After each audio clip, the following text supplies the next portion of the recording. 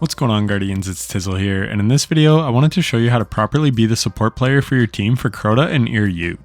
I will be showing you how to properly optimize your DPS as the Tractor Cannon player. Using a Tractor Cannon allows you to easily take down Crota's shield in 2 sword swipes, and then it also gives a 30% debuff to the boss during damage for your teammates to go ham with. So what should the Tractor player do for a DPS? Well, I was a Tractor player on our day 1 clear, and I was on Well of Radiance with a Vorpal Weapon Fusion Rifle and using Monochromatic Maestro for 10% more damage to my Fusion Rifle and my abilities. I ran Starfire Protocol for 2 Fusion Nades so I could proc Maestro multiple times through the damage phase. This strat worked well enough for us to get the day 1 clear, and the Well of Radiance helped keep the team alive. But Bungie had disabled Banner of War for Titans on day 1. Now that that aspect is no longer disabled, we have a much stronger support class to do the Tractor Cannon debuff. So last season, I made a build guide showing off the incredible power of the Strand Titan, and then this build got further enhanced by the new aspect Banner of War. Banner has already been hit with a slight nerf, as it used to stack, and it also used to give your teammates extra melee damage. It now doesn't do those things anymore, but it does still buff you and your teammates' sword damage by 10%, and swords are the meta for Crota. And it also increases your melee damage by 40%. And then if we run Syntheseps, we can proc biotic enhancements to give your melee damage an additional 200% more. So as long as you leave some adds up for DPS, you can deal some insane damage. Throw on a 1-2 punch shotgun, and as a support player, you can deal more damage than some of your teammates. On Ute, a grapple melee hits for a whopping 491,376 damage, not including the shotgun damage. And the standard Frenzied Blade melee with 1-2 punch hits for 301,915 damage with each melee. So you can do this combination 3 times as you can hold 3 melee charges. And once you are out of melees, you then pop your super and go to town.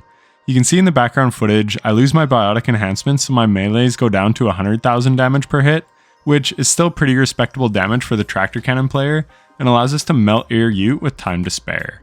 I still recommend a Divinity player as this will allow your teammates to hit your crits, but the 30% Tractor debuff will override the Div 15% debuff. So it is still worth it as your damage is huge. Again, the footage was not even perfectly optimized. Ideally, I would have had biotic enhancements proc the whole time. Crota is the same story. You want to leave ads up to have biotic enhancements. And even though I don't do it in the background footage, you want to get a couple melee kills to get your Banner of War going, and then you want to apply the Tractor debuff and let your teammates take down his shield with swords. You then grapple melee and then do a 1-2 punch melee 3 times. You reapply Tractor, pop super, and then do a bunch of melees, and then you reapply Tractor once you come out of super, and then you do 3 more 1-2 punch melees because your super will replenish your melee charges. Ideally, the boss will be dead by then. Before damage, you always want to get Banner of War going for the increase to the melee damage and to buff your teammates' sword damage by 10%.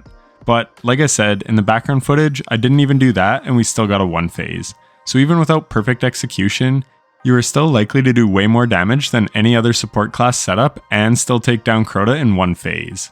Here, I went to Morgott to show a perfectly optimal DPS rotation. I was inspired to make this video to help out my clanmates and the rest of the community to show the ideal damage rotation. You want to get Banner of War going like I mentioned right before damage, while still leaving up some adds for biotic enhancements. You then apply Tractor and do a grapple melee with 1-2 punch, and then do a 1-2 punch shotgun shot and 2 melees as they will both be enhanced by 1-2 punch. Then you follow up with another shotgun shot and 1 more melee. You then reapply Tractor and pop super and go to town doing all melee attacks in your super. When you come out of it, you can reapply Tractor and then do a 1-2 punch shotgun shot with 2 melees, followed by another 1-2 punch shotgun shot and your last melee. You may even have a grapple up again by this point, so be sure to use it. Threat of Generation helps you get your grenade back quickly when you deal damage, so make sure you have that equipped. And that is pretty much all there is to it. This is by far the best setup to run as a support player.